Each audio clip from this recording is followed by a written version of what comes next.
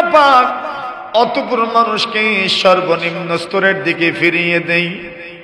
এই কথার একটা ব্যাখ্যা হলো, মানুষকে এমন অবস্থার দিকে ফিরিয়ে দেওয়া হয় মানুষ আর চিন্তা করতে পারে না, নিজের হাতে খাবার গ্রহণ করতে পারে না, জ্ঞান শূন্য হয়ে যায়, ভারসাম্যতা হারিয়ে ফেলে, ব্যালেন্স হারিয়ে ফেলে।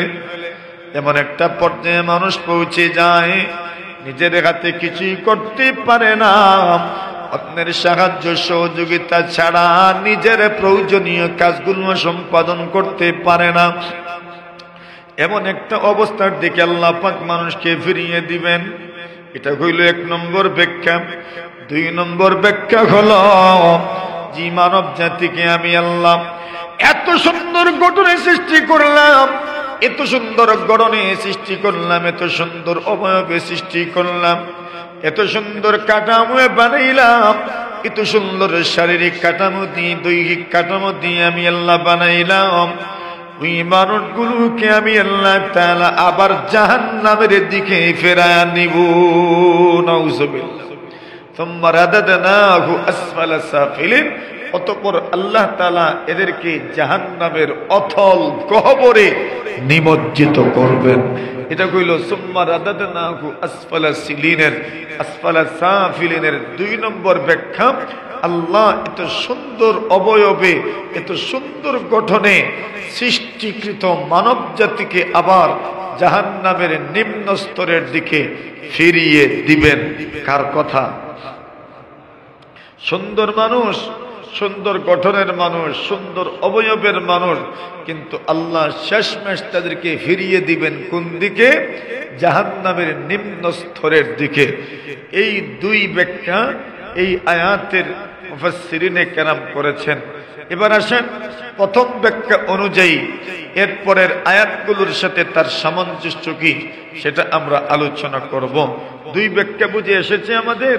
এক নম্বর ব্যাখ্যা হলো যে আল্লাহ তাআলা মানুষকে এমন একটা অবস্থার দিকে ফিরিয়ে দিবেন যেই সময় তার বোধ শক্তি থাকবে না, চিন্তা শক্তি থাকবে না, এমন বার্ধক্যে উপনীত হবে সে নিজের কাজ নিজে করতে পারবে না। এমন পরিবেশ পরিস্থিতি আমাদের পূর্বসূরীদের জীবনে এসেছে না? অনেকের জীবনে এসেছে। তখন আমরা সকলেই তাদের মওত কামনা করতাম। আল্লাহ যদি উঠায় নিতেন তবে ভালো ছিল, আল্লাহ যদি উঠায় নিতেন তবে ভালো ছিল। এই হইল এদের পরিস্থিতি। আল্লাহ পরবর্তীকারে আলম বলেন, ইল্লাল্লাযীনা আমানু ওয়া আমিলুস সালিহাত।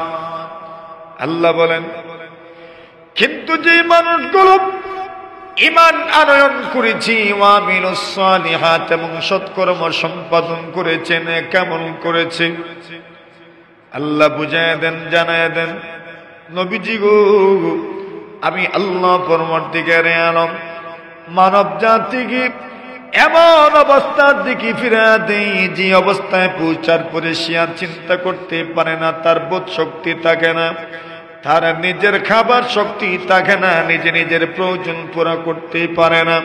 এমন একটা অবস্থার দিকে আমি আল্লাহ ফিরা দেব, মানে ওই অবস্থাটা তার জীবনে শুধু ক্ষতি ছাড়া আর কিছু নিয়ে আসবে না। কিন্তু আল্লাহ বলেন, ইল্লাল্লাযীনা আমানু ওয়া আমিলুস সালিহাত, যারা ঈমান আনয়ন করেছে এবং নেক আমল সম্পাদন করেছে, এদের ওই অবস্থাটাও ক্ষতির কারণ নয়, এদের এই অবস্থাতেও ক্ষতি সাধন হবে না।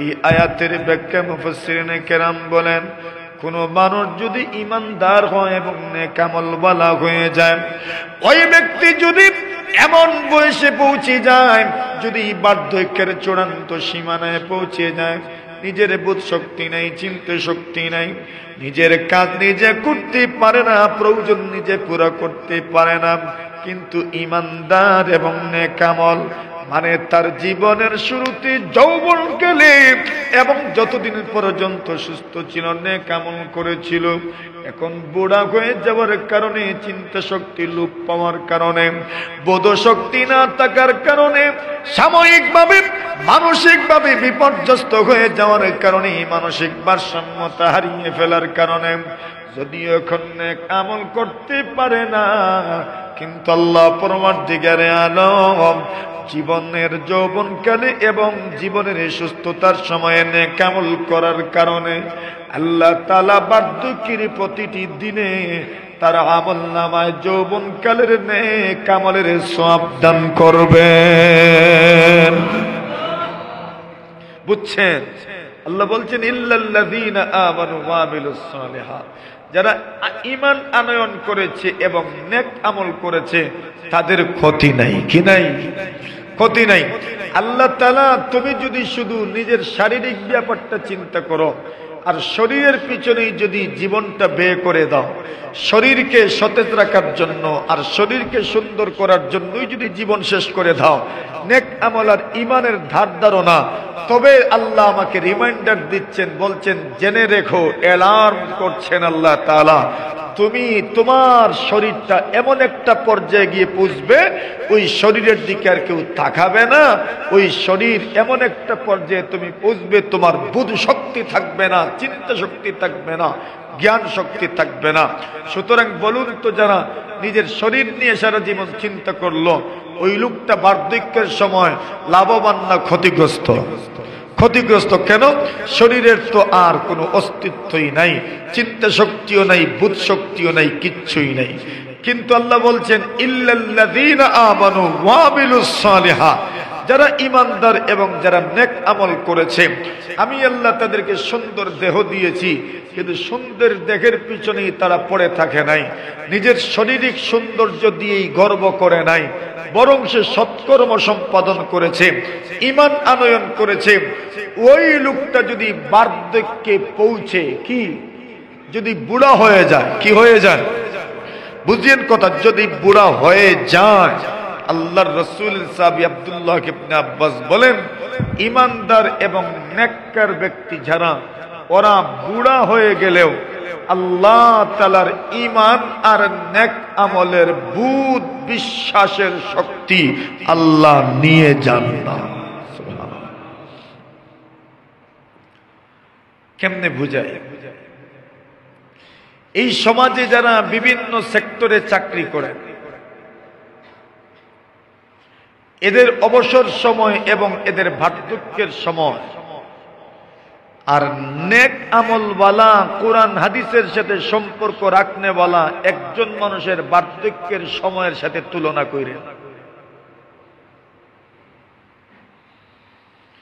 যেই ব্যক্তি নিজের জীবন ঈমান আমলের সাথে সম্পর্কিত রেখেছে, যেই ব্যক্তি কোরআন হাদিসের সাথে সম্পর্ক রেখেছে, যেই ব্যক্তি পড়ানোর সাথে সম্পর্ক রেখেছে, ওই ব্যক্তির বার্ধক্য আর স্বাভাবিক একজন মানুষের বার্ধক্য, যেই ব্যক্তি নামাজ রোজার ধার ধারে নাই, যেই ব্যক্তি কোরআন সুন্নাহর ধার ধারে নাই, ওই ব্যক্তির বার্ধক্যের সাথে একটু তুলনা করে বুঝে আসবে কথা।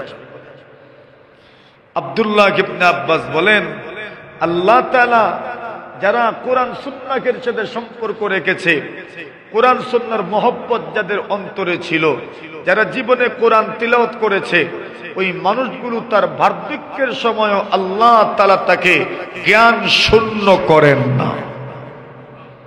কি করেন না? জ্ঞান শূন্য করেন না। ঈমানও চিনে না, আমলও চিনে না, আল্লাহ চিনে না, এমন পরিস্থিতিতে আল্লাহ তাদেরকে ফেলেন না। সুবহানাল্লাহ বলেন। কেন? তার জীবনটাকে সে ব্যয় করেছে এমন এক জিনিসের মধ্যে, যেই জিনিস তাকে আল্লাহ চিনিয়েছে, রব চিনিয়েছে। এটা হলো এক ব্যাখ্যা। দুই নম্বর ব্যাখ্যা, যদিও তার জ্ঞান লোপ পেয়ে যায়, যদিও তার জ্ঞান, যেমন সাধারণত মানুষ বুড়া হয়ে গেলে আর জ্ঞান বুদ্ধি অনেক থাকে না, মানুষ কি করে না করে বুঝে উঠতে পারে না। যদি তার জ্ঞান থাকেও না, এরপরেও আল্লাহ তার ওই বার্ধক্যের প্রত্যেকটা দিন, প্রত্যেকটা মুহূর্ত আল্লাহ বেকার করবেন না। প্রতিটি মুহূর্তে আল্লাহ তার আমলনামায় সওয়াব দান করবেন। কেমনে? ওই কথাটা বোঝার জন্য এক উদাহরণ দিই রাসূলুল্লাহর হাদিস থেকে, বুখারী শরীফের হাদিস। আল্লাহ রাসূল বলেন, ইযা মারিদাল আবদু আও সাফার নবীজি সাল্লাল্লাহু আলাইহি ওয়াসাল্লাম বলেন, কোন মানুষ যদি অসুস্থ হয়ে যায় অথবা যদি কোন মানুষ মুসাফির হয়ে যায়, রাসূলুল্লাহ সাল্লাল্লাহু আলাইহি ওয়াসাল্লাম বলেন, কোন মানুষ যদি অসুস্থ হয়ে যায়, কোন মানুষ যদি মুসাফির হয়ে যায়, এবার ওই দুই অবস্থার সাথে নিজের জীবনটাকে একটু মিলান। আপনি যদি অসুস্থ হতেন না, কোন জানাজায় আপনি অংশগ্রহণ করতে পারতেন কেন? আপনি সুস্থ মানুষ।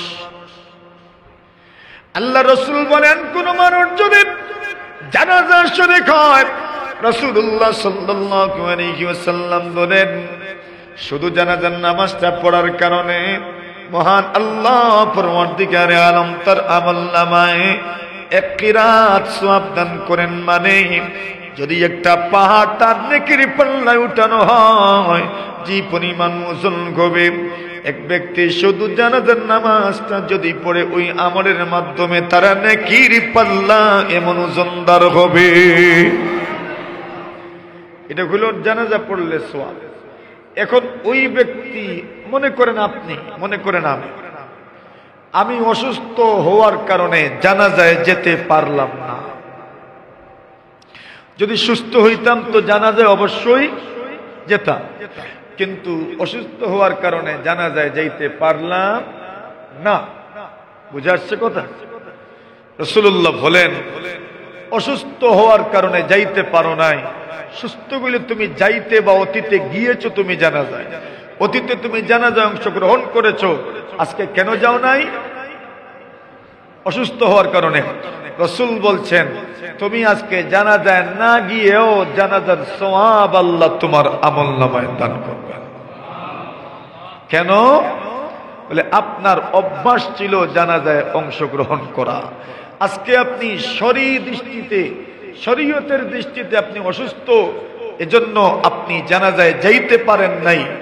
সুস্থ হইলে অবশ্যই যাইতেন, এজন্য আল্লাহ আপনার আমলনামায় জানাজায় অংশগ্রহণ করার সওয়াব দান করবেন।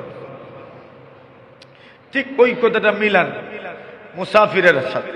নবীজি বলেন, ইদা মারিদাল আবদু আও সাফা, আল্লাহ রাসূল বলেন, কোন মানুষ যদি অসুস্থ হয়ে যায় অথবা যদি সে মুসাফির হয়ে যায়, সফরে যদি থাকে, আপনি বাড়িতে থাকলে জানাজায় শরীক হতেন, কিন্তু আপনি ঢাকায় থাকার কারণে জানাজায় শরীক হতে পারেন নাই, অথবা আপনি ছিলেন শায়েস্তাগঞ্জে, জানাজায় শরীক হতে পারেন নাই, অথবা আপনি যে কোনো কাজে আপনি সফরে ছিলেন, জানাজায় শরীক হতে পারেন নাই।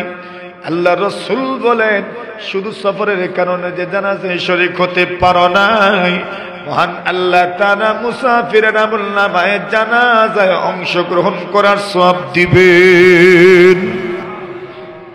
কেন? ওই লোকটা বাড়িতে থাকলে জানাজায় শরীক হইতো। আল্লাহ রাসূল বলছেন, ইদা মারিদাল আবদু আও সাফার, কোন মানুষ যদি অসুস্থ হয়ে যায় অথবা কোন মানুষ যদি মুসাফির হয়ে যায়, রাসূলুল্লাহ বলছেন, কুতিবা লাহু বিমিথলি মা কানা ইয়ামালু সাহিহান মুকিমা। আল্লাহ রাসূল বলছেন, ওই ব্যক্তি বাড়িতে অবস্থান করলে অথবা অসুস্থ থাকলে যেই আমলগুলো করত, ওই আমলগুলোর নেকি সওয়াব আল্লাহ তার আমলনামায় দান করবেন। এখন এই ব্যক্তি বার্ধক্যের কারণে, বুড়া হয়ে যাওয়ার কারণে মসজিদে যেতে পারেন, বুড়া হওয়ার কারণে মসজিদে গিয়ে নামাজ পড়তে পারেন না, বুড়া হওয়ার কারণে জানাজা পড়তে পারেন না, বুড়া হওয়ার কারণে অসুস্থ মানুষকে দেখতে যাইতে পারেন না।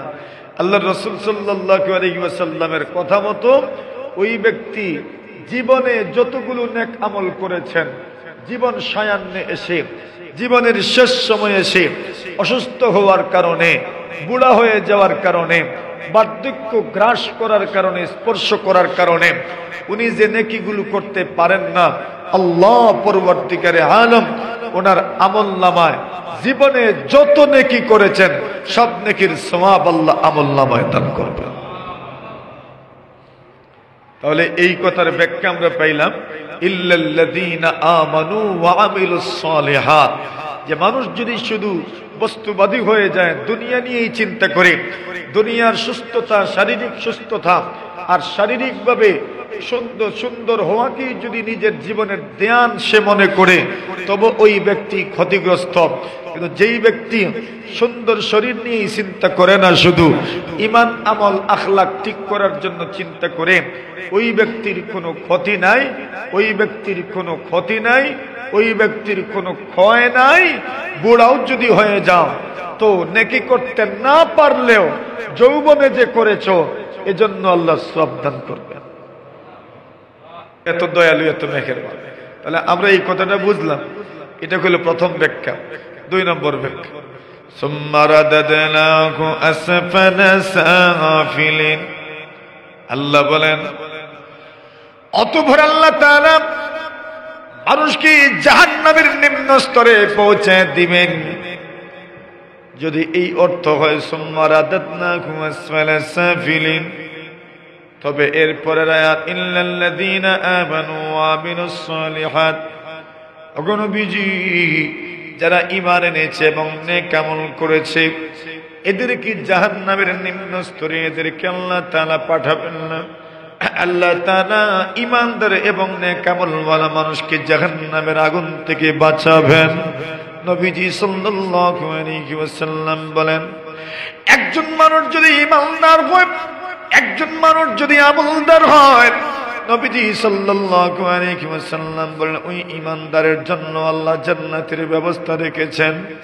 নবীজি সাল্লাল্লাহু আলাইহি ওয়াসাল্লাম বলেন, কোন ঈমানদারের অন্তরে যদি সরষের দানা পরিমাণ ঈমানও থাকে, যাররা পরিমাণ ঈমান থাকে, যাররা কেমনে বুঝাই, মনে করেন ওই যে জানালা দেখছেন, সকালবেলা আপনি যখন ঘরের জানালা খোলেন, ওই জানালা দিয়ে সূর্যের আলো আপনার ঘরে প্রবেশ করে, ওই সময় আপনি দেখবেন সূর্যের আলো যখন ঘরে প্রবেশ করে ওই আলোর মধ্যে ধুলা কণা উঠতে দেখা যায়, বালু উঠতে দেখা যায়, খড়কুটা উড়াউড়ি করতে দেখা যায়। কিন্তু যদি আপনি হাত দ্বারা ধরতে চান তবে দেখা যায় না, ধরতে মিলে না, দেখতে পাওয়া যায় না। কিন্তু নাই যে তা তো বলতে পারবেন না, তা তো দেখাই যায়, উড়াউড়ি যে করে। আল্লাহ রাসূল সাল্লাল্লাহু আলাইহি ওয়াসাল্লাম বলেন, এত ক্ষুদ্র পরমাণু ধুলোকণা, নবীজি সাল্লাল্লাহু আলাইহি ওয়াসাল্লাম বলেন ওই ধুলাকণার মতো যদি কোনো মানুষের ঈমান থাকে তার অন্তরে, আল্লাহু আকবার বলেন, ধুলাকণার মতো যদি ঈমান মানে সামান্য পরিমাণ ঈমান যদি কোনো মানুষের অন্তরে থাকে, নবীজি সাল্লাল্লাহু আলাইহি ওয়াসাল্লাম ওই ব্যক্তির জন্য সুসংবাদ আল্লাহ তাআলা জানায় দেন, ইল্লাল্লাযীনা আমানু ওয়া আমিলুস সালিহাত, যারা ঈমানদার হবে, যারা আমলওয়ালা হবে, ওদেরকে আল্লাহ তাআলা জাহান্নামে নিক্ষেপ করবেন না। নবীজি সাল্লাল্লাহু আলাইহি ওয়াসাল্লাম বলেন, কোন মানুষ যদি ঈমানদার হওয়ার পরে পাপিষ্ঠ হওয়ার কারণে, পাপাচারের কারণে, অনাচারের কারণে যদি জাহান্নামে জ্বলেও জাহান্নামে যদি নিক্ষিপ্ত হয়, তবু রাসূল সাল্লাল্লাহু আলাইহি ওয়াসাল্লাম বলেন ওই মানুষগুলোকে ঈমানের বরকতে, ঈমানের বদৌলতে জাহান্নাম থেকে বের করে দেওয়া হবে। কেমনে বের করা হবে? আল্লাহ রাসূল সাল্লাল্লাহু আলাইহি ওয়াসাল্লাম বলেন, ইদা দাখালা আহলুল জান্নাতিল জান্নাহ, বুখারী শরীফের রওয়ায়াত। ঈমান অধ্যায় ইমাম বুখারী রাহিমাহুল্লাহু তাআলা কিতাবুল ঈমানে বাবু তাফাদুল আহলিল ঈমান, ঈমানদারদের জান্নাতের মধ্যে তাদের স্তর আর মর্যাদার মধ্যে একটু তারতম্য হবে।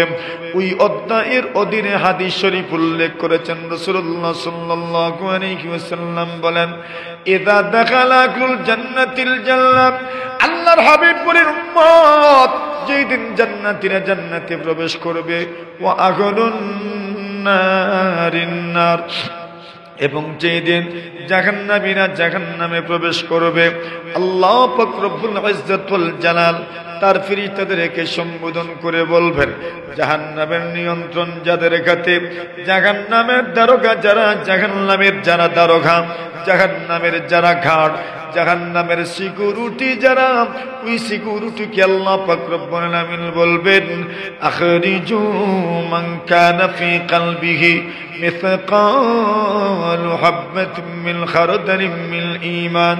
আল্লাহর নবী বলেন আল্লাহ পাক জাহান্নামের ওই সমস্ত গার্ডদেরকে সম্বোধন করে বলবেন, ফেরেশতারা রে, আমার যে সমস্ত বান্দা বান্দীদের অন্তরে সরিষার দানা পরিমাণ ঈমান আছে, যাররা পরিমাণ, অণু পরিমাণ, তুলাকণা পরিমাণ ঈমান আছে, এদেরকে তোমরা জাহান্নাম থেকে বের করো আর আমি আল্লাহর জান্নাতের মেহমান বানায়া দাও।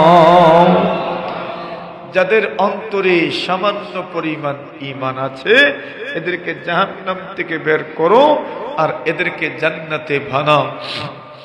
হাদিস শরীফে রাসূলুল্লাহ সাল্লাল্লাহু আলাইহি ওয়াসাল্লাম বলেন, যাদের অন্তরে যাররা পরিমাণ ঈমান আছে সেও ঈমানদার। সুবহানাল্লাহ, সেও কি ঈমানদার। নবীজি সাল্লাল্লাহু আলাইহি ওয়াসাল্লাম বলেন, আম্মা তানা ইউশরিকু বিল্লাহি শাইআ দাখালাল জান্নাহ। আল্লাহ রাসূল বলেন, কোন মানুষ যদি মারা যায়, কোন মানুষ যদি মারা যায়, এমন অবস্থা যদি মারা যায় আল্লাহর সঙ্গে কোনো শিরিক করে নাই, সাব্যস্ত করে নাই, অংশীদার সাব্যস্ত করে নাই, আল্লাহর নবী, বিশ্ব নবী বলেন, উম্মত কোন মানুষ যদি ঈমানদার অবস্থায় মারা যায়, শিরিক করে নাই, শিরক করে নাই, এর উম্মত শিরিকের মতো কোনো বড় গুনাহ হতে পারে না, এই জন্য নিজের জীবন থেকে শিরিক থেকে বাঁচাও। আল্লাহ রাসূল বলেন, কোন মানুষ যদি শিরিক না করে মারা যায়, মরতে দেরি, জান্নাতি হতে দেরি হবে না। তার ঈমানের পাওয়ার হচ্ছে আল্লাহ থেকে তার ঈমানের পাওয়ারে জান্নাতি বানায় দিবেন। এখন জিবরিল আমিন আলাইহিস সালাতুস সালাম আল্লাহ তাআলার পক্ষ থেকে ঘোষণা দিচ্ছেন জান্নাতি জাহান্নামের দারোগা ফেরেশতাদেরকে, যারা জাহান্নামে আছে আর ঈমান আছে যাররা পরিমাণ, এদেরকে জাহান্নাম থেকে বের করো। আল্লাহ রাসূল বলেন, ফায়ুখরাজুনা কাদ সাওয়াদু। আল্লাহ রাসূল সাল্লাল্লাহু আলাইহি ওয়াসাল্লাম বলেন, ওই জাহান্নামীদেরকে জাহান্নাম থেকে বের করা হবে কাদিসওয়াদ, এমত অবস্থায় যে এদের চেহারা কালো হয়ে গেছে, পড়তে পড়তে চেহারাটা কালো হয়ে গেছে, শরীরটা কালো হয়ে গেছে। আল্লাহ রাসূল সাল্লাল্লাহু আলাইহি ওয়াসাল্লাম বলেন, কোন মানুষ যদি একটু নেক আমল করে, যদি জবান দ্বারা কোরআন তেলাওয়াত করে, যদি তার সিনার মধ্যে কোরআন সংরক্ষিত থাকে, পুরাটা নয়, সামান্য যদি কয়েকটা আয়াত যদি সংরক্ষিত থাকে, আল্লাহ রাসূল বলেন, আর ঈমানদার যদি হয়, ওই ঈমানদার ব্যক্তি যে নাকি কোরআনে মাজিদের তেলাওয়াত করেছে এবং তার সিনার মধ্যে কোরআনের আয়াতগুলো সংরক্ষিত ছিল, এমন মানুষের সিনা এবং তার জবানকে মহান আল্লাহ জাহান্নামের আগুন দিয়ে জ্বালাবেন না। জবান দ্বারা কোরআনের আয়াত সে উচ্চারণ করেছে আর সিনা দ্বারা, বুক দ্বারা সে সংরক্ষণ করেছে, এমন মানুষকে জাহান্নামের আগুন জ্বালাতে পারবে না। জাহান্নামের আগুন তার পুরো শরীরও যদি জ্বালায়, তাহলে তার সিনা, তার বক্ষদেশ এবং তার মুখ জ্বালাতে পারবে না। সুবহানাল্লাহ। রাসূল বলছেন, এখন এরা জাহান্নামের আগুনে জ্বলতে জ্বলতে পুরোটা চেহারা কালো, শরীর কালো, কালো অবস্থায় এদেরকে জাহান্নাম থেকে বের করা হবে। ফায়ুখরাজুনা কাদিসওয়াদু। নবীজি সাল্লাল্লাহু আলাইহি ওয়াসাল্লাম বলেন, এদেরকে জাহান্নাম থেকে বের করা হবে এমত অবস্থায় যে এদের পুরোটা শরীর কালো হয়ে গেছে। এই কালো শরীর নিয়ে তো জান্নাতে যেতে পারবে না। এত সুন্দর জান্নাত, ওই জান্নাতে আপনি কেমনে প্রবেশ করবেন এত কালো চেহারা নিয়ে? জান্নাতে তো কোনো কালো মানুষ ঢুকবে না। সুবহানাল্লাহ। কোনো কালো মানুষ জান্নাতে ঢুকবে না, আমিও না, কালো কেউ থাকবে না, জান্নাতে ঢুকবে না, হইবে না। সকলকে আল্লাহ সুন্দর বানাইয়া জান্নাতে ঢুকাইবেন। নবী আলাইহিস সালাতু ওয়াসসালাম বলেন, জান্নাতে কোনো কালো মানুষ ঢুকবে না। হাদিস শরীফে রাসূলুল্লাহ সাল্লাল্লাহু আলাইহি ওয়াসাল্লাম বলেন, জান্নাতবাসীর সর্বপ্রথম দল জান্নাতে যে প্রবেশ করবে ওই মানুষগুলো কি পরিমাণ সুন্দর হবে রাসূলুল্লাহ সাল্লাল্লাহু আলাইহি ওয়াসাল্লাম বলেন আউয়ালু সুমরাতিন ইয়াদখুলুনাল জান্নাহ সর্বপ্রথম যে দল জান্নাতে প্রবেশ করবে এরা কি পরিমাণ সুন্দর হবে কি পরিমাণ সুন্দর হবে আল্লাহ রাসূল বলেন আলা সূরাতুল কামারি লাইলাতুল বদর আল্লাহর রাসূল বিশ্ব নবী বলেন জান্নাতে প্রথম দল যখন জান্নাতে প্রবেশ করবে এদের চেহারার উজ্জ্বলতা সৌন্দর্যতা কি পরিমাণ হবে রাসূলুল্লাহ সাল্লাল্লাহু আলাইহি ওয়াসাল্লাম বলেন পূর্ণিমা রজনীর চাঁদ যেমন সুন্দর 13 রমজান দিন গত রাত চাঁদের দিকে তাকায়েন 13 রমজান দিন গত রাত চাঁদের দিকে তাকায়েন ওই দিনের ওই রাতের চাঁদ যেমন সুন্দর আল্লাহর নবী বলেন জান্নাতে সর্বপ্রথম দল যেই দিন ঢুকবে ওই দলের চেহারা এর চাইতে আরো বেশি সুন্দর হবে এত সুন্দর হয়ে তবে মানুষ জান্নাতে প্রবেশ করবে আর এখানে তো সুন্দরের জায়গায় এত সুন্দর জায়গা রাসূলুল্লাহ সাল্লাল্লাহু আলাইহি ওয়াসাল্লাম বলেন জান্নাত কেমন জানোনি ইন্না ফিল জান্নাতি লাগুরাফা ইউরা যাকিরুকা মিন বাতিনিহা ওয়া বাতিনুকা মিন যাকিরিহা ইমাম তিরমিজি রাহিমাহুল্লাহু তাআলা হাদিস বর্ণনা করেন নবীজি সাল্লাল্লাহু আলাইহি ওয়াসাল্লাম বলেন ইন্না ফিল জান্নাতি লাগুরাফা আল্লাহ রাসূল সাল্লাল্লাহু আলাইহি ওয়াসাল্লাম বলেন জান্নাতের মধ্যে এমন সুন্দর সুন্দর রুম আছে এমন সুন্দর সুন্দর কক্ষ আছে এমন সুন্দর সুন্দর ঘর আছে কি পরিমাণ সুন্দর কি পরিমাণ সুন্দর রাসূলুল্লাহ সাল্লাল্লাহু আলাইহি ওয়াসাল্লাম বলেন এক একটা ঘর এত সুন্দর ইউরা যাকিরুকা মিন বাতিনিহা ওই ঘরগুলোর বাহির থেকে ভিতর দেখা যায় ভিতর থেকে বাহির দেখা যায় এত সুন্দর ঘর নবীজি সাল্লাল্লাহু আলাইহি ওয়াসাল্লাম বলেন জান্নাতের বিল্ডিং গুলো কেমন হবে লাবিনাতু যাকাবিন ওয়া লাবিনাতু ফিদ্দাতিন একটা ইট হবে রূপা তো আরেকটা ইট হবে সোনার সুবহানাল্লাহ তুরাবুহা আল মিসকুল আযফার রাসূল বলছেন জান্নাতের মাটি হবে মিশকে আম্বরের মাটি সুবহানাল্লাহ আচ্ছা কোন দেখি এত সুন্দর জান্নাতে ঢুকবেন যে পুরা চেহারা নিয়ে জান্নাতে ঢুকবেন এত সুন্দর জান্নাত পুরা চেহারা নিয়ে ঢুকবেন কেমনে মানুষ তো একটা কমিউনিটি সেন্টারে বিয়েতে গেলেও তো আগে গোসল টোসল করে ক্রিম টিরিম লাগাইয়েই যায় হ্যাঁ একটু সুন্দর সুন্দর হয়েই তো যায় আর জান্নাতের মতো এত পুত পবিত্র স্থানে আপনার ওই কালো শরীর নিয়ে কেমনে ঢুকবেন হাদিস শরীফে রাসূলুল্লাহ সাল্লাল্লাহু আলাইহি ওয়াসাল্লাম বলেন ওই মানুষগুলোকে জাহান্নাম থেকে যখন বের করা হবে ফায়ুখরাজুনা কাদিসওয়াদ্দু এটা বন্ধ করে ফায়ুখরাজুনা কাদিসওয়াদ্দু নবীজি সাল্লাল্লাহু আলাইহি ওয়াসাল্লাম বলেন এদেরকে জাহান্নাম থেকে বের করা হবে কাদিসওয়াদ্দু এমত অবস্থায় যে এদের চেহারাটা কালো হয়ে গেছে চেহারাটা পুড়ে গেছে আল্লাহ রাসূল সাল্লাল্লাহু আলাইহি ওয়াসাল্লাম বলেন যে মুহূর্তে তারা জাহান্নাম থেকে বের হবে এইবার জান্নাতের পাশে একটা নদী আছে যে নদীকে নহরুল হায়াত বলা হয় ফায়ুলকাউনা ফি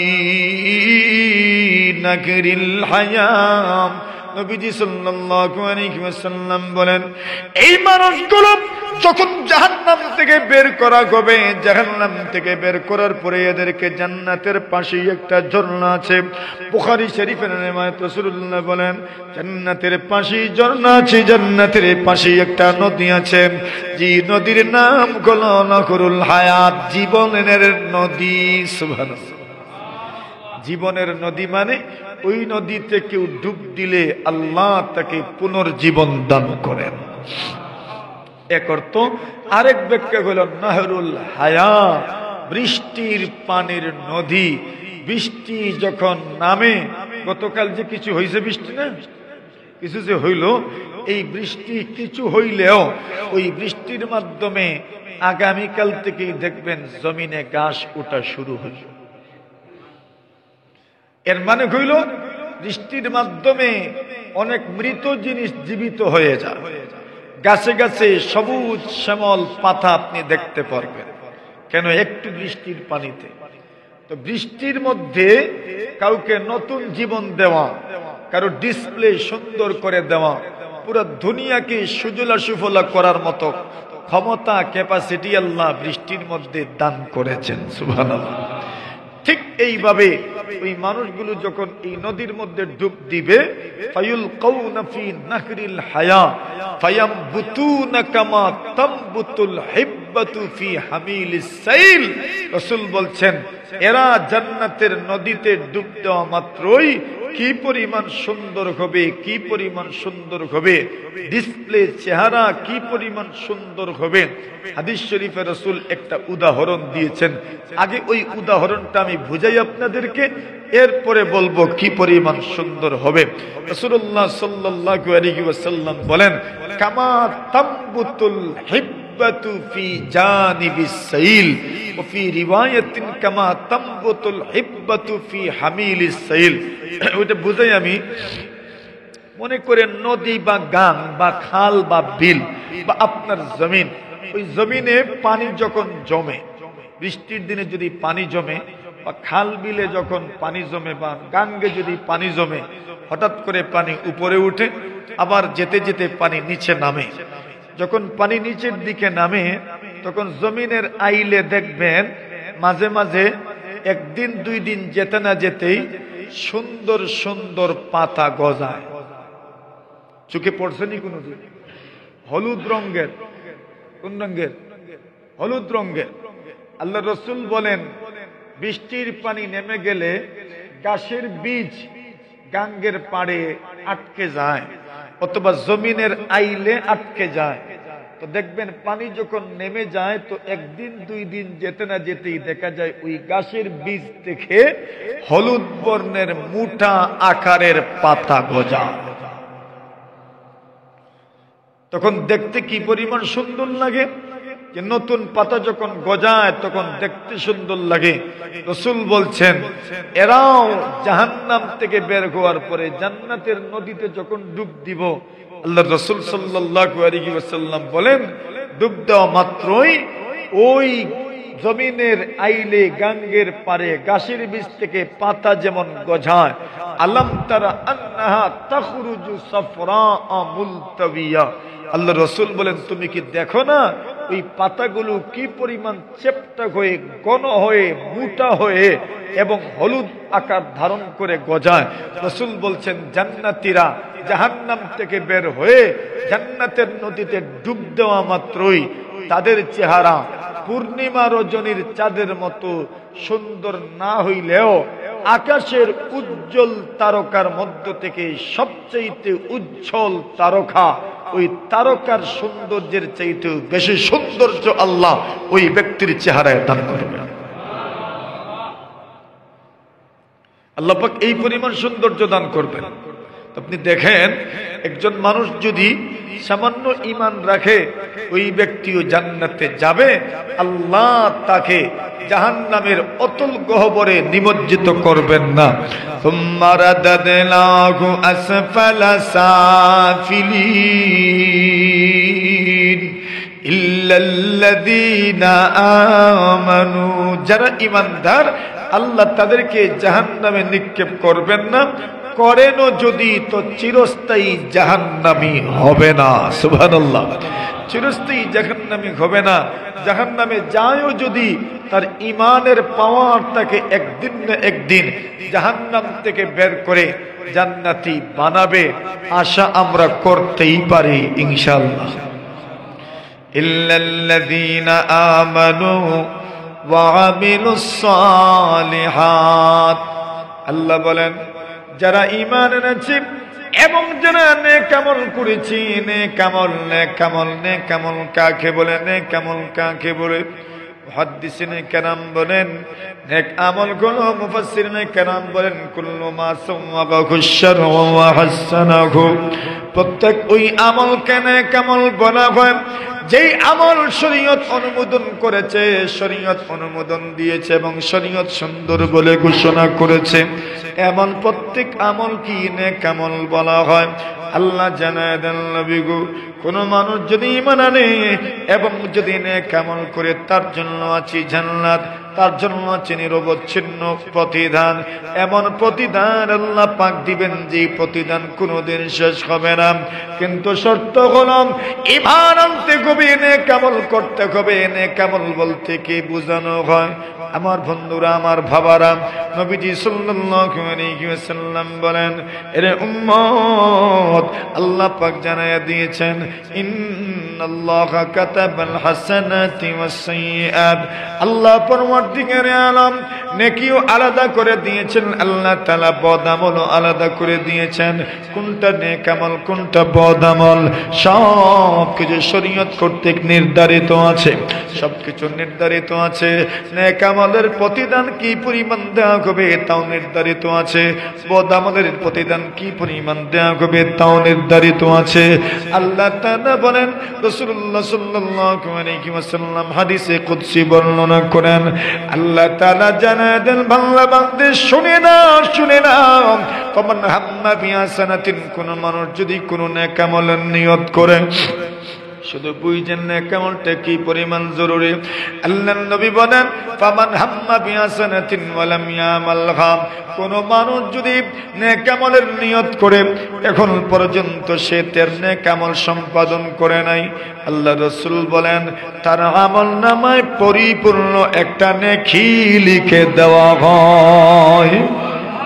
শুধু নিয়তের কারণে আল্লাহ তার আমলনামায় পরিপূর্ণ একটা নেকি লেখা হয়।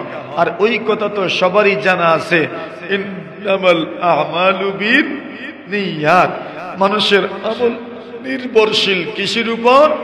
নিয়তের উপর। মানুষের আমল নির্ভরশীল তার নিয়তের উপর। নিয়ত যদি সুন্দর হয় তার আমলও সুন্দর হয়ে যায়।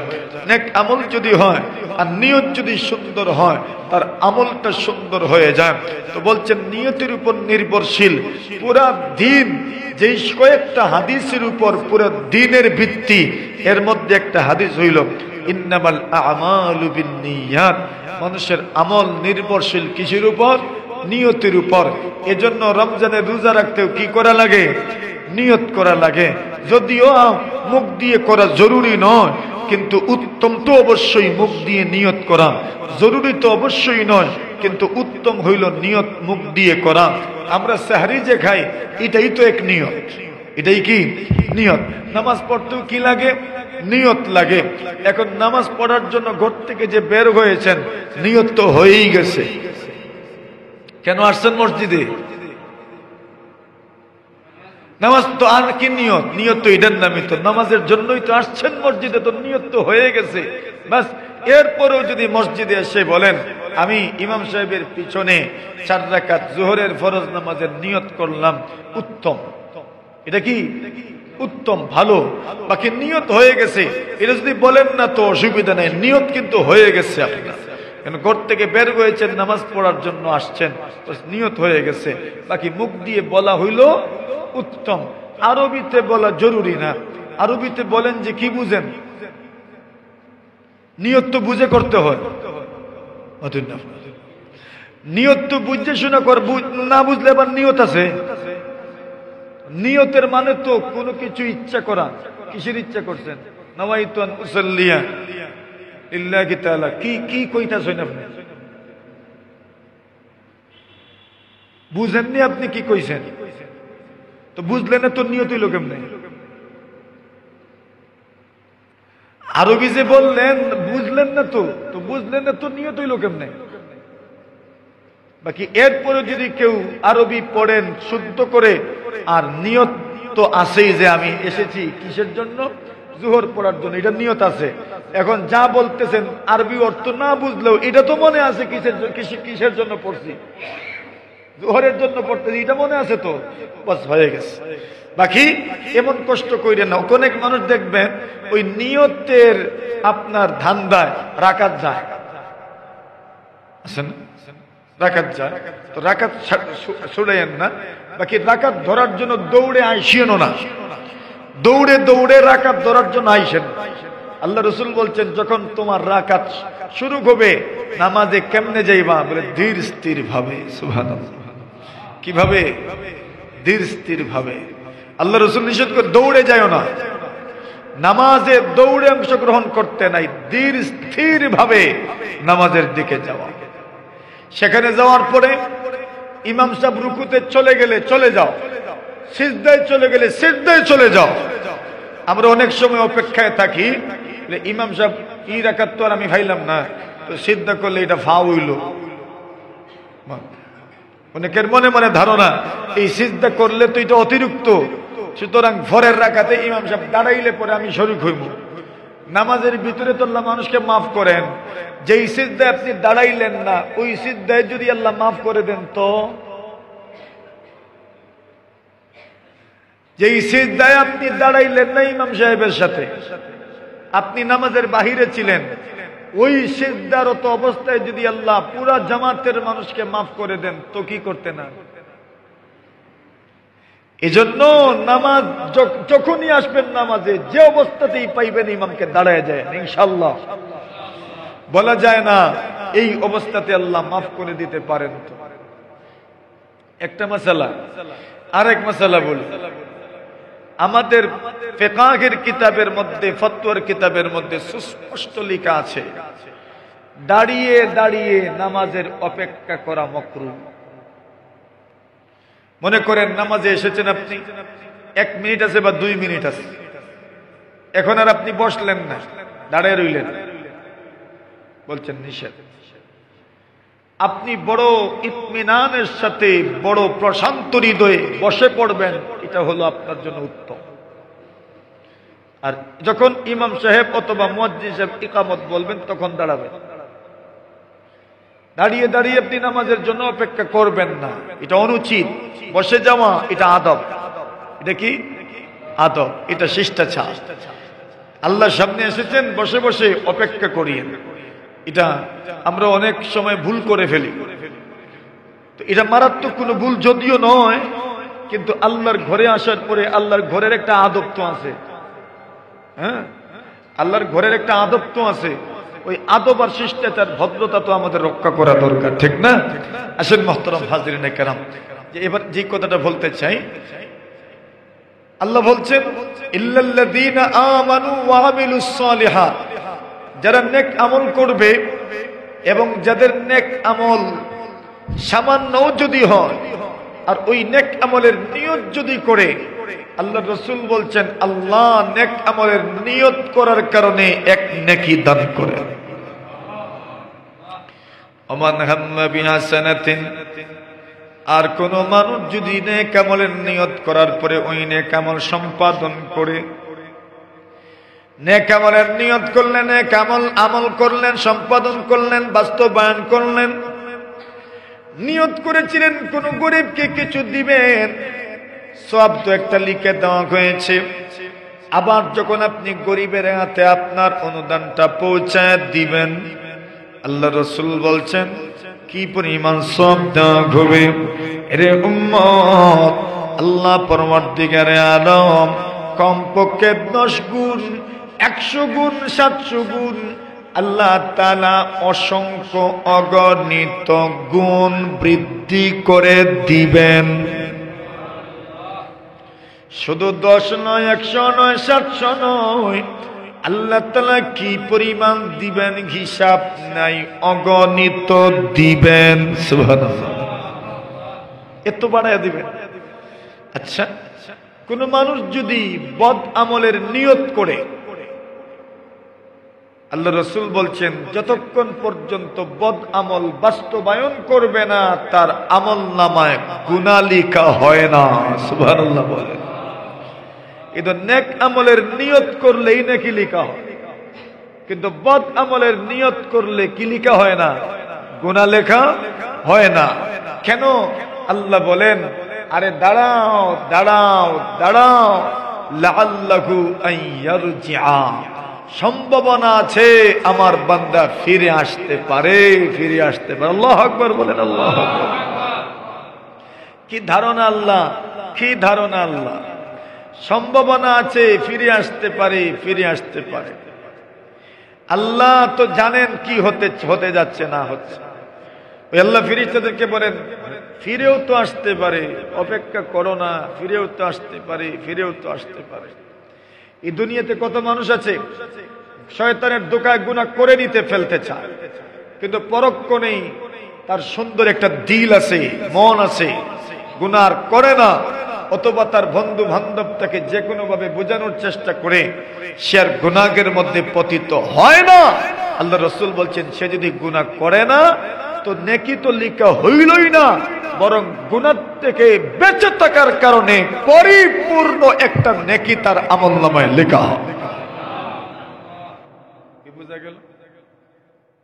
নেক আমল আর বদ আমলের প্রথম পার্থক্য, নেক আমল নিয়ত করলে গুনাহ লেখা হয় না, নেক আমলের নিয়ত করলেই নেকি লেখা হয়। সুবহানাল্লাহ।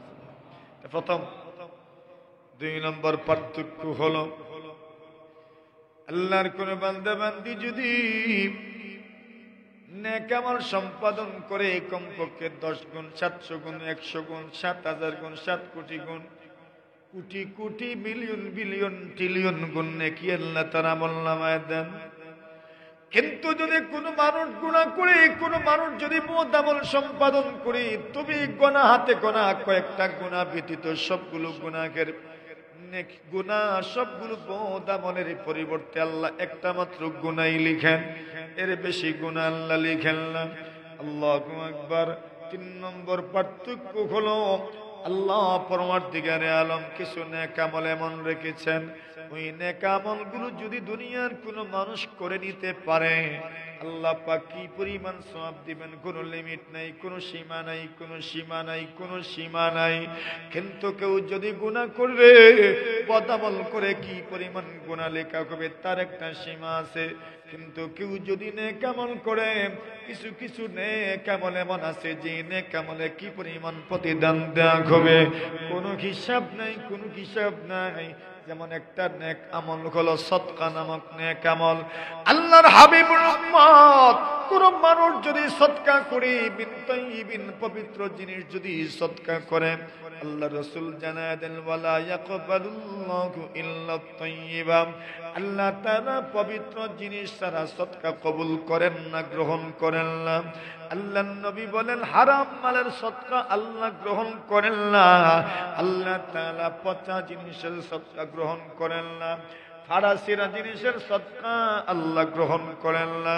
কোন মানুষ যদি কোনো পবিত্র জিনিস হালাল জিনিস সদকা করে, আল্লাহর নবী বলেন, এরে উম্মত, তোমার সদকা আল্লাহর কাছে এত দামি, এত দামি, তোমার সদকা মহান আল্লাহ তারা ডান হাত দ্বারা কবুল করে নেন। 2 নম্বর, কোন মানুষ যদি সদকা করে, আল্লাহর গুসা ঠান্ডা হয়ে যায়। আল্লাহর গুসা আছে নি? আল্লাহর গুসা আছে, রহমতও আছে, দয়া আছে। দয়া বেশি, গুসা কম। কিন্তু কেউ যদি সদকা করে, ইন্না সাদাকা লাতুতফিউ গাদাবার রাব, রাসূল বলছেন সদকার মাধ্যমে আল্লাহর গুসা নিভে যায়। 3 নম্বর বলছেন, সদকা যদি কেউ করে, খারাপ অবস্থায় আল্লাহ তাকে মৃত্যু দেন না, ভালো অবস্থায় মৌত হয়। 4 নম্বর বলছেন, সদকা করলে হায়াতের মধ্যে রিজেকে আল্লাহ বরকত দান করে, হায়াতে বরকত হয়। আচ্ছা বলেন, এখন সদকায় কি পরিমাণ দিবেন কইতে পারবেন? হিসাব নেই, বেহিসাব দিবেন। কিছু নেক আমল এমন আছে কি পরিমাণ সওয়াব দিবেন কোনো হিসাব নেই। 2 নম্বর আরেক আমল যেটা আমরা এখন করছি, রোজা। সুবহানাল্লাহ। কোন আমল? রোজা। রোজায় আল্লাহ কি পরিমাণ প্রতিদান দিবেন কোন দেখি? কোন পরিমাণ আছে? নাই।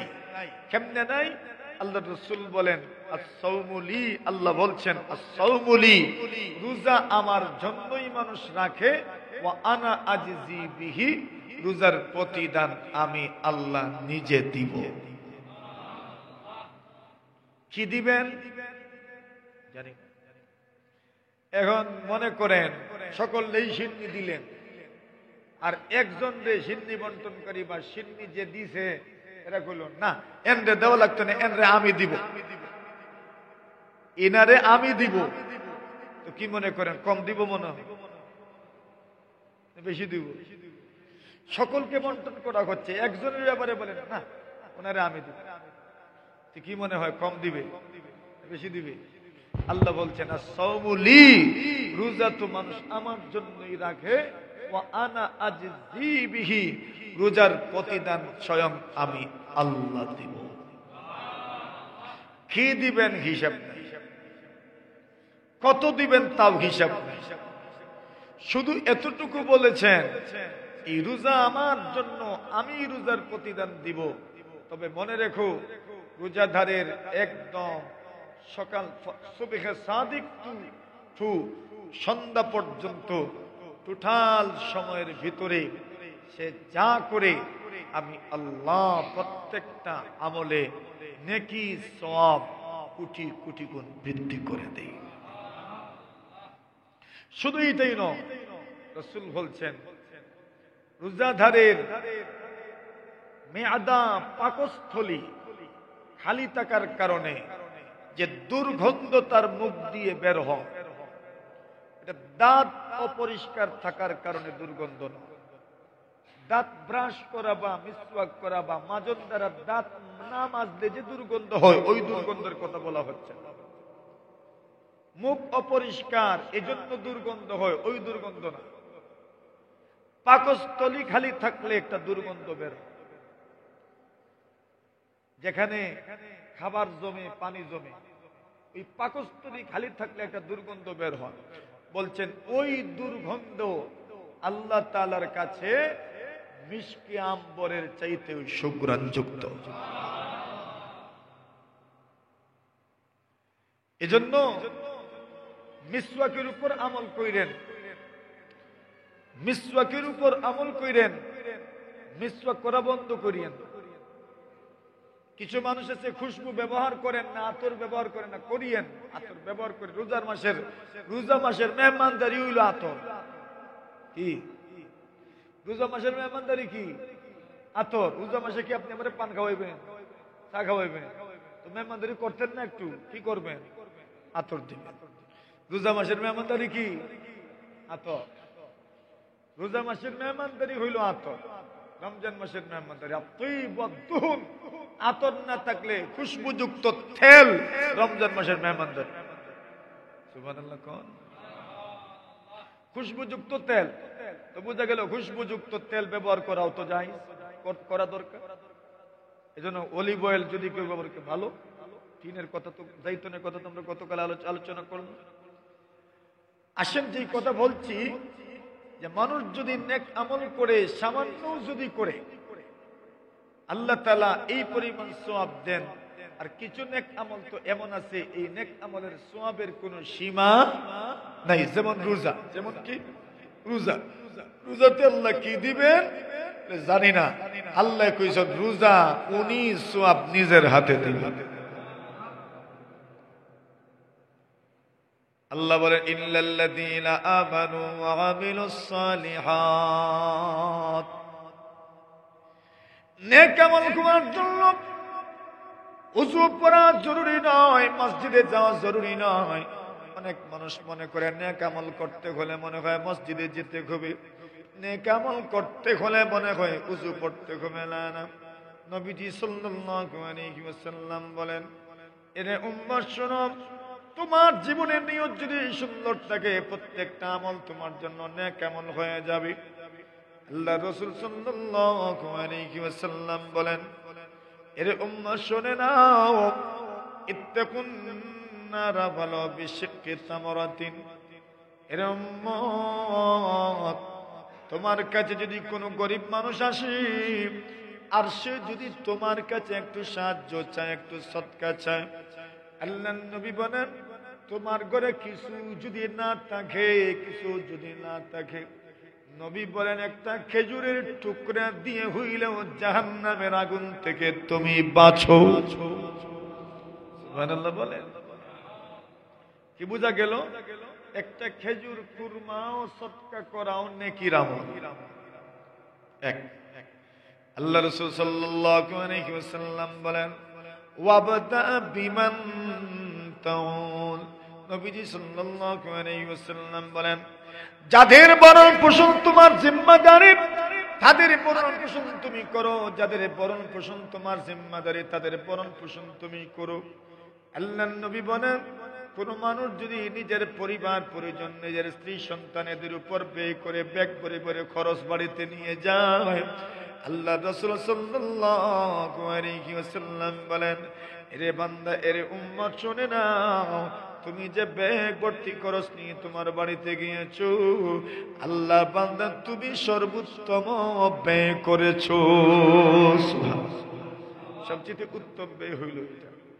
এমনকি রাসূল বলেন উম্মত তুমি তোমার সন্তান, তোমার স্ত্রীর মুখে যে খানার লোকমা উঠায় দিলে, যে খাবারের ব্যবস্থা করে দিলাম, আল্লাহ রাসূল বলেন ওই খাবারটা তোমার জন্য সদকার সওয়াব হবে তোমার আমলনামায়। সুবহানাল্লাহ। দেখা গেল এটাও নেকি। নেকির জন্য মসজিদে যাওয়া জরুরি নয়, মসজিদে গিয়ে এই যে নেকি করতে হবে এটা জরুরি নয়। পাঁচ ওয়াক্ত নামাজের সময় তো যাইবেনই, বাকি বাড়িতে থাকলেও কি হয়? নেকি হয়। নবী আকরাম সাল্লাল্লাহু আলাইহি ওয়াসাল্লাম বলেন আরে ও উম্মত, তুমি যদি কোনো মানুষকে একটু যদি তার সাথে সুন্দরভাবে কথা বলো, ও কাউলুম মা'রুফ, নবীজি বলছেন সুন্দর কথা বলাও সদকা। সুন্দর কথা বলাও কি সদকা। কত মানুষ আছে আপনার কাছে আসবে, তাকে সুন্দর কথা বলে বিদায় করে দেওয়াও কি সদকা। নবীজি বলছেন রাস্তা দিয়ে হেঁটে হেঁটে যাচ্ছেন, রাস্তার মধ্যে একটা ডাল পড়ে আছে, অথবা ইটের ঢলা পড়ে আছে, অথবা মানুষকে কষ্ট দিবে এমন কোন জিনিস রাস্তার মধ্যে পড়ে আছে, আপনি ওইটা আল্লাহর নাম নিয়ে সরায়া দিলেন, নবীজি বলছেন আপনার আমলনামায় আল্লাহ সদকার সওয়াব দান করবেন। আপনার মুমিন মুসলমান ভাইয়ের সাথে সাক্ষাৎ হইল, আপনি সালাম দিলেন, সালামের সওয়াব তো আছেই, আল্লাহ সদকার সওয়াব দিবেন। সালামের পরে আপনার মুমিন মুসলমান ভাইয়ের সাথে আপনি হাসির সাথে সাক্ষাৎ করলেন, হাসি খুশির সাথে সাক্ষাৎ করলেন, রাসূল বলছেন এই হাসি খুশির কারণে আল্লাহ সদকার সওয়াব দিবেন। কন্যা সুবহানাল্লাহ। জানেন তো একটা হাসি দিলে সামনে যে তাকে তার মন খুশিতে ভরে যায়। এজন্য আল্লাহ রাসূল বলছেন তুমি তোমার মুসলমান ভাইয়ের সাথে যদি হাসি মুখে সাক্ষাৎ করো, এটাও সওয়াবের আমল, এটাও সদকার আমল। সদকার কত আমল, কত আমল সদকা, কত আমল নেক আমল, ছোট্ট ছোট্ট আমল। এজন্য রাসূল বলছেন লা তাহকিরান্না শাইআম মিনাল মা'রুফ, কোন নেকিকে তুমি ছোট মনে করিও না। শয়তানের একটা ধোঁকা, কিন্তু শয়তান আমাদেরকে ধোঁকা দেয়, কই আরে এটা ছোট নেকি, ঠিক না? এটা ছোট নেকি, কই আরে এটা তারাবির নামাজ, আরে ছোট নেকি, আরে তাহাজ্জুদ ছোট নেকি, সুবহানাল্লাহ, আরে ছোট নেকি। এটা ধোঁকা, শয়তানের ধোঁকা। আল্লাহ রাসূল লা তাকিরান্না শাইআম মিনাল মা'রুফ, কোন নেকিকে তুমি ছোট মনে করো না। এরপর বলেন কেন জানো? পাহাড়, বড় এক পাথরে এক পাহাড় হয় না, ছোট ছোট পাহাড়গুলো মিললেই তো তবে কি হয়? পাহাড়। এক ফোঁটা বৃষ্টি কি আপনার বন্যা হয়ে যায়, এক ফোঁটা বৃষ্টি সাগর হয়ে যায়। আর ছোট ছোট ফুটাতে কি হয়? সাগর। হ্যাঁ, ছোট ছোট ফুটাতে কি হয়? সাগর। তাহলে কি বোঝা গেল? ছোটকে ছোট মনে করিও না। মনে রাখেন নেকি নেকিকে টেনে টেনে আনে। কেউ যদি এক নেকির আমল করে, তাহলে ওই ব্যক্তি এক নেকির কারণে আরো হাজারটা নেকি করতে পারে। নেকি নেকিকে টানে। মনে করেন আজকে যে এখানে বসছেন, একটা কথার কথা, বসার কারণে সুবহানাল্লাহ বলছেন, আলহামদুলিল্লাহ বলছেন, আল্লাহু আকবার বলছেন, তো বসলেন শুধু তাফসীর শোনার জন্য, কোরআনের আয়াত শুনলেন, আলহামদুলিল্লাহ বললেন, সুবহানাল্লাহ বললেন, আল্লাহু আকবার বললেন, সব হইল কিনা? এক নেকি আরো কত নেকিকে টেনে আনছে। আপনি যদি এক নেকির জন্য মসজিদে আসেন, দেখবেন ফরজের জন্য আসলে পরে আপনি আগের সুন্নত পড়বেন, পরের সুন্নত পড়বেন, যাওয়ার সময় আরো মানুষের সাথে দেখা সাক্ষাৎ করবে, সালাম কালামও করবেন। এক নেকি হাজার নেকিকে টেনে আনে। এজন্য রাসূল বলছেন, লা তাহকিরান্না শাইআম মিনাল মা'রুফ, কোন নেকিকে ছোট মনে করিও না, সব নেকি ওই বড়। সব নেকি কি বড়। ইল্লাল্লাযীনা আমানু ওয়া আমিলুস সালিহাত ফালাহুম আজরুন গায়রু মামনুন। আল্লাহ বলেন, যারা নেক আমল করে এবং যারা নেক আমলের পরে যারা ঈমান আনয়ন করে এবং নেক আমল করে, আল্লাহ জানায় দেন, ফালাহুম আজরুন গায়রু মামনুন। আল্লাহ বলেন, এদের জন্য আছে নিরবচ্ছিন্ন নেয়ামত। আমি আল্লাহ এমন প্রতিদান রেখেছি, যে প্রতিদান জীবনেও শেষ হবে না। সুবহানাল্লাহ। এমন প্রতিদান রেখেছি, যে প্রতিদান জীবনেও শেষ হবে না। এমন প্রতিদান জীবনেও শেষ হবে না, এমন প্রতিদান আমি তাদের জন্য রেখেছি। এর মানে জান্নাতে ঢুকলে পরে আর জীবনেও জান্নাত থেকে বের হবেন না। মাইয়াদখুলুহা ইয়ানাম, যে ব্যক্তি জান্নাতে ঢুকবে ওই ব্যক্তি জান্নাতে নিয়ামত প্রাপ্ত হবে। আল্লাহ রাসূল বলেন, ওলা আল্লাহর বান্দা ইয়াখলুদু ফিহা, জান্নাতে চিরস্থায়ী হয়ে যাবে। ওয়ালা ইয়ামুত, জান্নাতে তার কোনো মৃত্যু হবে না। লা তাবলা সিয়াবুহু, তার কাপড় পুরাতন হবে না, ফাড়বে না, ছিঁড়বে না। ওয়ালা ইয়াফনা শাবাবুহু, তার যৌবনকাল ফুরাবে না। সুবহানাল্লাহ।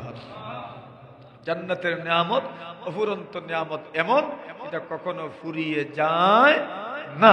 আল্লাহ রাসূল সাল্লাল্লাহু আলাইহি ওয়াসাল্লাম আল্লাহ তাআলা থেকে যে কথাগুলো আমাদের সামনে প্রকাশ করেছেন, জান্নাতের নিয়ামত কেমন হবে। আল্লাহু আকবার, আল্লাহু আকবার। নবীজি সাল্লাল্লাহু আলাইহি ওয়াসাল্লাম বলেন, জান্নাতের নিয়ামত এমন হবে দুনিয়ার কোনো মানুষ কল্পনা করে নাই, দুনিয়ার কোনো মানুষের কান শুনে নাই, দুনিয়ার কোনো মানুষের চোখ দেখে নাই, দুনিয়ার কোনো মানুষের অন্তর ধারণাও করতে পারে নাই। এমন নিয়ামত আল্লাহ জান্নাতের মধ্যে রাখছেন। ফালাহুম আজরুন গায়রু মামনুন ফামা ইউকাযযিবুকা বাদু বিদ্দীন। আল্লাহ বলেন, রে বান্দা বান্দি, এরপরেও তোমাকে কোন জিনিস আখিরাতকে ভুলিয়ে দেয়, আখিরাতকে মিথ্যা বলার জন্য তোমাকে উদ্বুদ্ধ করে, আখিরাত অস্বীকার করার জন্য কোন জিনিস তোমাকে উদ্বুদ্ধ করে? তোমার কি মনে হয় না আল্লাহ তাআলা আবার পুনর্জন্ম দিতে পারবেন? আল্লাহ তাআলা নিয়ামত দিবেন, প্রতিদান দিবেন, তোমাদের কি বিশ্বাস হয় না? ফালাহুম আজরুন গায়রু মামনুন ফামা ইউকাযযিবুকা বাদু বিদ্দীন। বিচার দিনের ব্যাপারে কেন তুমি গাফিল? বিচার দিনের ব্যাপারে কেন তুমি উদাসীন? বিচার দিনের ব্যাপারে তুমি কেন অস্বীকার করো? কোন জিনিস তোমাকে অস্বীকার করার জন্য উদ্বুদ্ধ করলো? আলাইসাল্লাহু বিআহকামিল হাকিমিন। আল্লাহ বলেন, রে বান্দা বান্দি, তোমাদের কি মনে হয় না আল্লাহ তাআলা ন্যায় বিচারক, ন্যায় বিচারক? আলাইসাল্লাহু বিআহকামিল হাকিমিন। কিয়ামতের দিন বিচার তিনি আল্লাহ পাক বিচার করবেন। আল্লাহ তাআলাই শ্রেষ্ঠ বিচারক। আল্লাহর চাইতে বড় কোনো বিচারক আর হতে পারে না, ঠিক কি না? আলাইসাল্লাহু বিআহকামিল হাকিমিন। আল্লাহই তো সর্বোত্তম বিচারক, ন্যায় বিচারক। সেই ন্যায় বিচারক রবের সামনে তো যেতে হবে। কি নিয়ে যাবেন, কি নিয়ে যাবেন, ওই ব্যাপারটা আমাদের সকলের চিন্তা করা দরকার, ঠিক না বেঠিক? আল্লাহ পরবর্তীকারে আলম আমাদেরকে রবের সামনে কিছু নিয়ে যাওয়ার তৌফিক দান করুন। সবাই বলি আমিন।